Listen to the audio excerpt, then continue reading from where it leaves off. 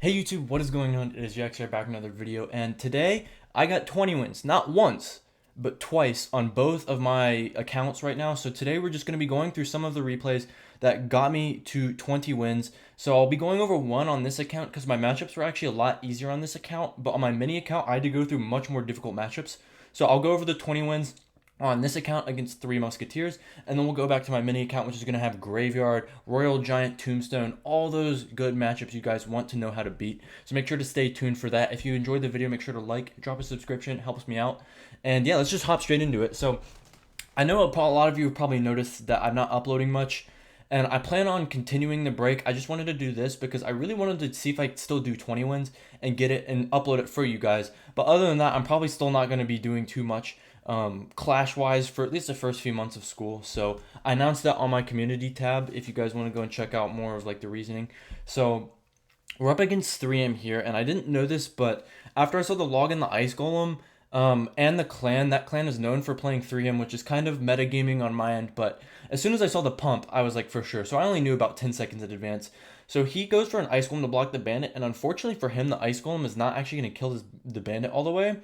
So I fireball the pump. In this situation, it's good to fireball the pump, especially early in the game. If you just have a fireball, definitely go for it.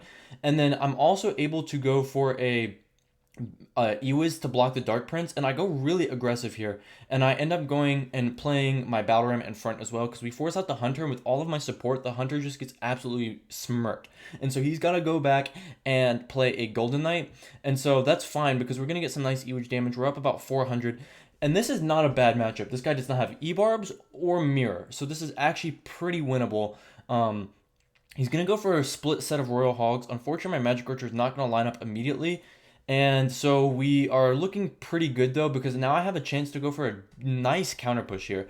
He has his pump back, but because of all of my spamming, I'm able to fireball it as well. So that was also part of why I spammed, because if I could spam a lot and get the fireball, or like spam a lot and make him keep defending instead of pumping, I could cycle back so that when he goes for it again, I'm ready for it. So I think that's what he's going to do. He ends up going for a Dark Prince on both of those. I'm not going to lie, Loki forgot he had a Dark Prince for a second there. So instead, actually, this probably one of my best plays in such a long time. We battle ram the back right as he pumps, so that wasn't intentional. But then I put the P.E.K.K.A right here, and now you can see this battle ram is going to be right alongside with the P.E.K.K.A. He fails his Ice Golem Kite. We are able to push it all the way out of the way, so the Battle Ram is actually going to go up and connect to his tower. We're going to go for a Fireball. The Barb gets a shot, and so now look at this. He's going to be able to get down his Dark Prince, but not before the P.E.K.K.A gets a shot, and not before we're able to completely kill the Dark Prince. He's going to log it as well. He has to spend all of this elixir. He's going to go for an Ice Golem eventually to stop the bleeding. But it's too little, too late. We're up a bunch of elixir, and because of that nice play, we're able to just continue spamming him here. So Balrog's going to come in. He's going to go for a Golden Knight Hunter. I go for a Magic Archer. I was hoping I could just line up and maybe win the game right here. I go for a Zap, though, just to keep everything in line and make sure that the Hunter does not hit it. 499 HP. He's going to go in for the Royal Hog, so I'm just going to Fireball his Hoggies now. I don't really care about Fireballing the pump. And double Elixir, if they pump, honestly, don't even Fireball it for the most part, unless you, like, can't punish them at all. Like, but you saw when he went in for the pump, instead of just letting the Battle Ram go and Fireballing, I decided to go in. So here's the big mistake I make of the game. I thought I could attack through his 3M here and get away with it. And as you can see, he's now got a 3M Golden Knight and 5 Elixir to play the Royal Hogs on the map, and I have 6. I was very low. So we're going to go in for the Magic Archer and Fireball that. And so now it's just a matter of, can I defend this lane? So we go for the Ghost. The Musketeer locks on though, and the Golden Knight's coming in, and we're able to defend, but 244 HP. I almost sold, and I had 2 losses here. I have 2 losses on both of these runs, so I have to be so careful. He goes in for an Ice Golem. I'm not sure why he put it so far over there. I go for a Marcher. We get 1 shot, and then I'm able to go ahead and zap this Hunter just to make sure that everything dies. And so here is his big mistake. This is where he could have won. He goes Golden Knight and then Fireball, or goes Hogs with him. I'm able to get the Ghost down in time, and I was praying he'd go for the Hoggies with it. The Ghost whiffs, so I actually have to play my Ewiz. But instead, this is where, at this point, I was basically forcing myself to breathe. I needed to stay calm because I still had time. He only has a log, so I could still come back and win this. So I made sure I was calm, and he definitely felt the pressure. The Ghost gets onto the tower. I'm able to go for the Marcher. It wouldn't have lined up. He goes for the log, but I zap, and we're able to take the victory. So that was 20 wins on my main account. Not the worst matchup. That's actually a favorable matchup for Pekka. As you can see, I lost to the Ebarb's version. I got smacked. He played really well. But then I also beat it earlier. So, um, yeah, we were able to beat it, and then that's 20 wins on my main account. It took me a lot of tries. It took me like 7 or 8 tries. Pekka was honestly so bad for this challenge. It was honestly crazy. So now we're going to be hopping onto the mini account, Mini Jack. So as you can see, we beat Graveyard Tombstones, Skeleton King, Cannon Cart, Zappies. This is probably one of the hardest matchups I've had to beat this entire time. Even harder than Recruits, I'd say. We also beat Skelly King, Tombstone, Zappies, which is really difficult. And then again, Skelly King Drill. But I'm actually going to show you guys the log bait game instead, because log bait, I know a lot of you guys have a lot of trouble with it. So this is about 16 wins, I think. A good log bait player. You can see he's got the badge. I honestly don't know why people put the badge on their profiles when they're like not like, because the only way you can be in the challenge but have the badge is if you've gotten 17, 18, or 19. So I'm not sure why he was really doing that. But on the mini account, my comeback story is even crazier, because I was at 10 or 11 and 2. I had no losses to give after 11. And I was like, oh man, I'm definitely not getting it, but I'm still going to try, because like, why not?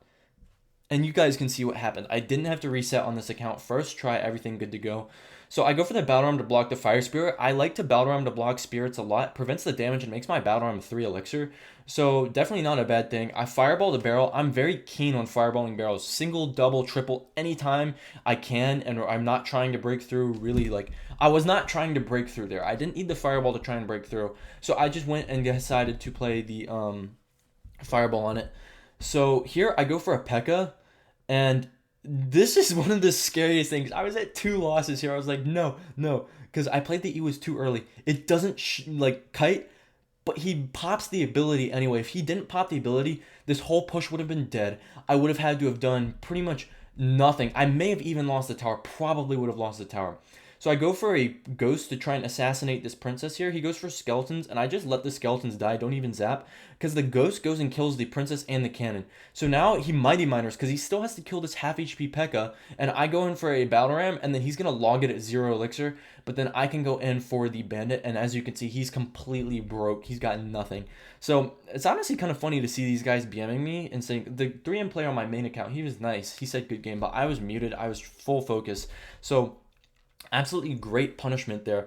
Good P.E.K.K.A. in the back. If my Ewas hadn't like walked away, we still would have had that Ewas Mighty Miner. Like, we would have killed a Mighty Miner and had a great counter push.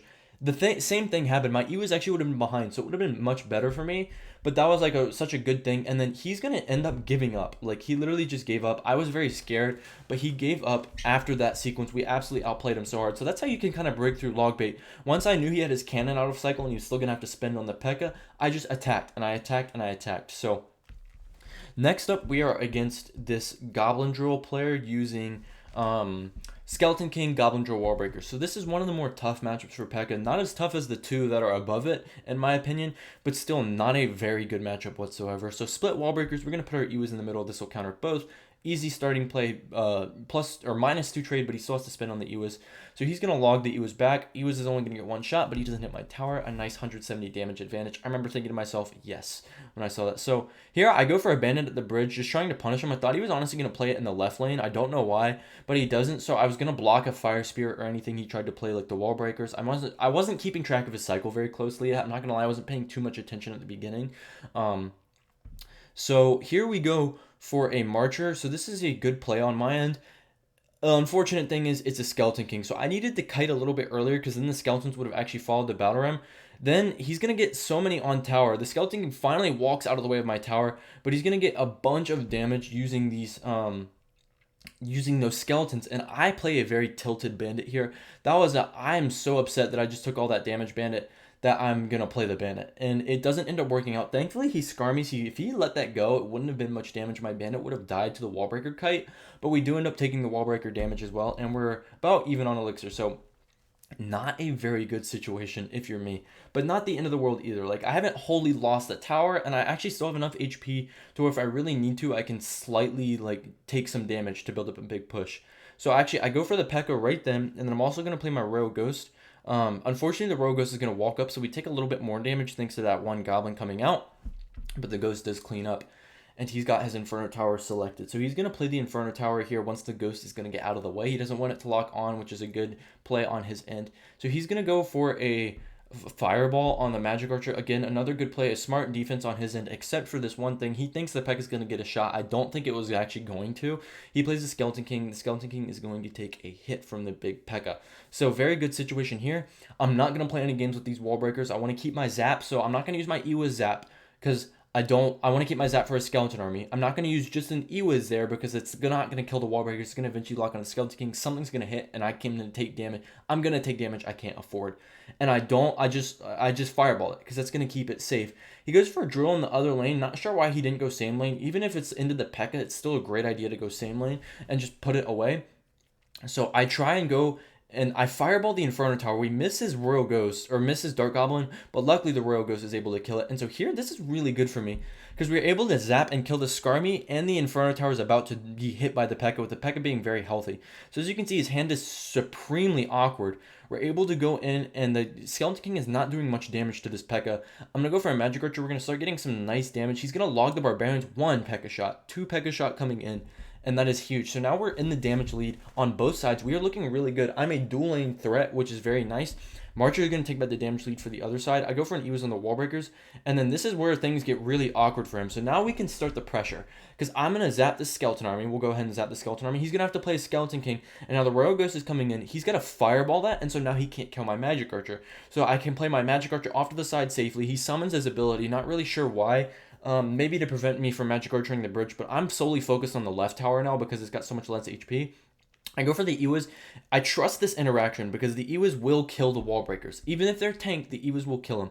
So I trust it. I let the Ghost deal with the Goblin Drill. He goes for a late Inferno Tower. He's able to get it down just in time, but my Ghost is now on the tower. He's going to go for a Skeleton Army. Last second, manages to get it off, and the Bandit is going to take it. We had the Magic Archer on the other side as well that would have done the job. And so a pure domination. After that first sequence, we played that really well, and we were able to stop that guy from getting the damage he needed to finish off the game. He wasn't able to pressure me. He wasn't able to use his Skeleton King to the maximum ability.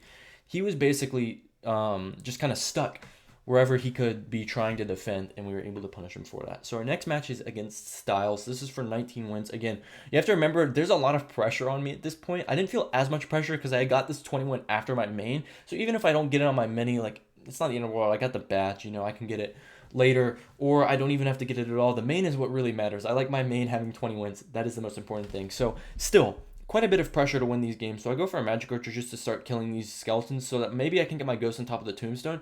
He's going to go for a High Fisherman, so we're able to keep the Ghost alive and the Marcher. Everything's going to split up. He manages to hit the Marcher with the Fireball, but this is his first mistake of the game. This showed me this guy is not infallible. This is not going to be some top RG player that is going to absolutely Shrek me for doing anything. I don't know why I said that, but I did what it did. So here we go for the Bandit here. He's going to pop his ability because he's got about 3/4 of the way full, which is a good move on his end. It's going to easily kill the Bandit. My Ghost what is my Ghost doing? He's whiffing, and then he didn't hit anything, and he became visible.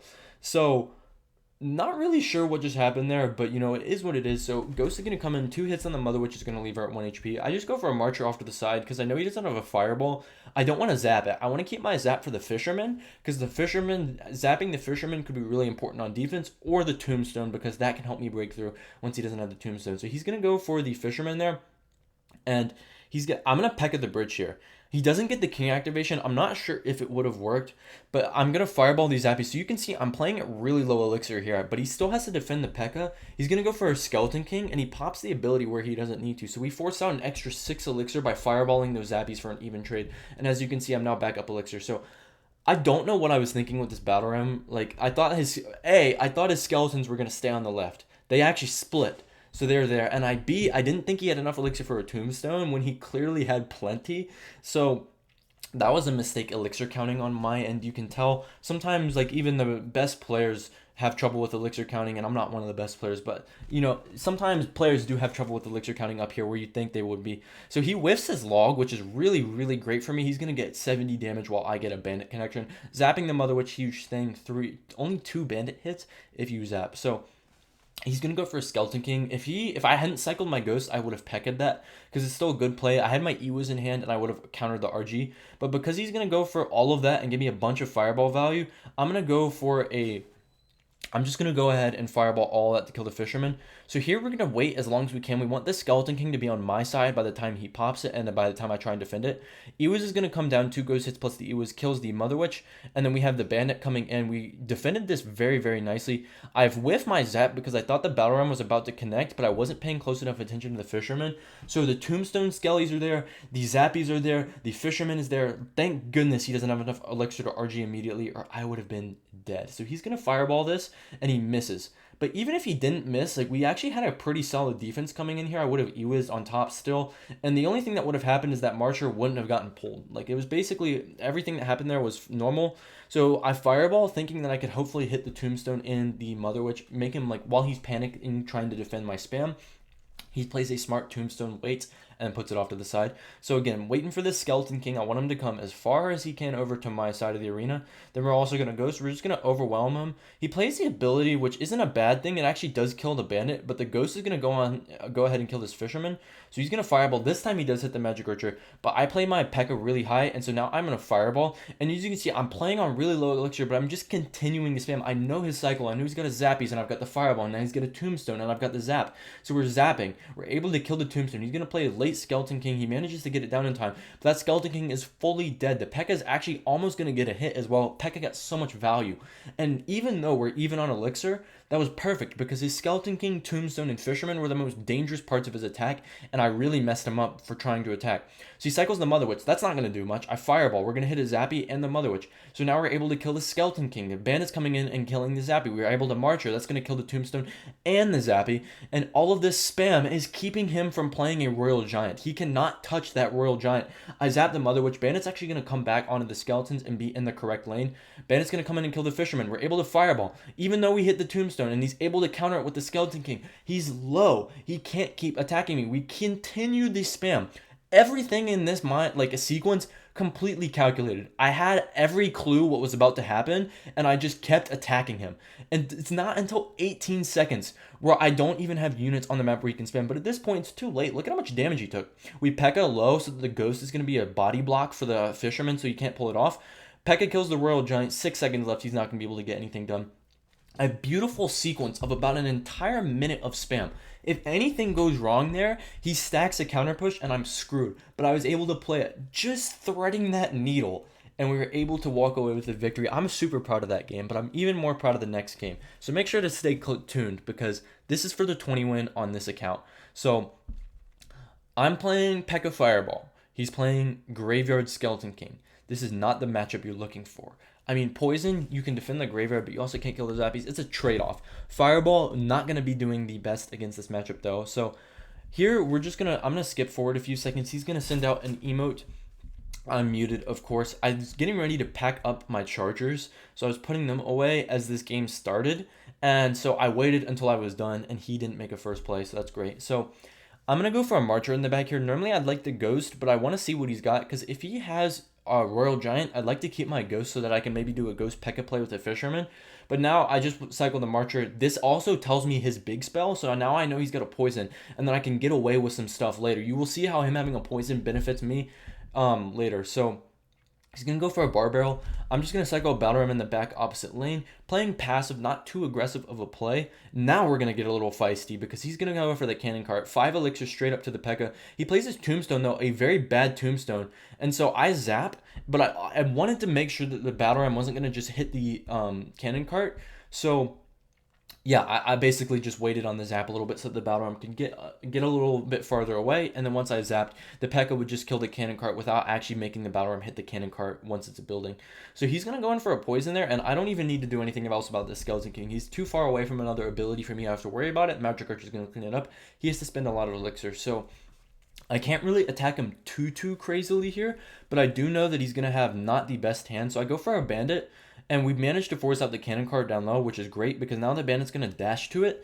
And now we've gotten through double elixir. We're up about 900 damage against Graveyard. That is perfect. We're up elixir. We're up damage. We've got him in an awkward cycle. You'll see how this works out very soon. So we go for a P.E.K.K.A in the back. And at this point, Basically, I'm thinking, all right, he can sort of punish me, really, kind of, but he can't do it too much. So I'm banking on him not being able to punish me. He's going to go Tombstone and set up a Skeleton King. So I'm going to go Battle Ram. I'm not going to Fireball this because I want to save my Fireball for the Zappy, and the Tombstone's going to lose a lot of its HP. He goes for an Inferno Dragon. So I see this Inferno Dragon, and I know he's got a Poison, and I'm like, yes, because now I can Marcher off in the middle, away from the Poison. He's going to have to Poison Barbarrel this Eos if he wants it to stop from killing the Inferno Dragon, and the dude freezes. He can't do anything. He's actually kind of messed up so badly that he's not able to really do anything. And again, no Fireball here means I can clump these troops up and nothing is going to come of it. So we're just spamming the crap out of him. This is such a good situation for me. I'm going to Fireball. We hit Zappies. He plays his Zappies. Bandit is still alive. I've got 1,000 units on the map. And I take his whole tower. So we've got a big push. Plot twist here, I actually lagged out. My Wi-Fi cut out. I lagged out during after the last play. I can't remember what I played last, but I played one thing and then it lagged out. If this guy had just gone for a Skeleton King like graveyard in the other lane, he would have taken tower and I wouldn't have gotten back into the game in time. But he doesn't, and we're able to walk away with 20 wins on 2 accounts. Absolute great stuff here. If I lost that game after being up an entire tower against such a hard counter, I probably would have been very sad. So, oops, I don't want to cue into that.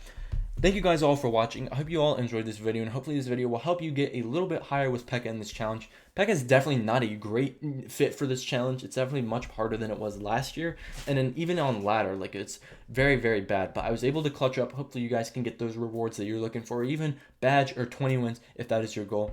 And I will see you guys in the next video. Have a great rest of your day. Peace.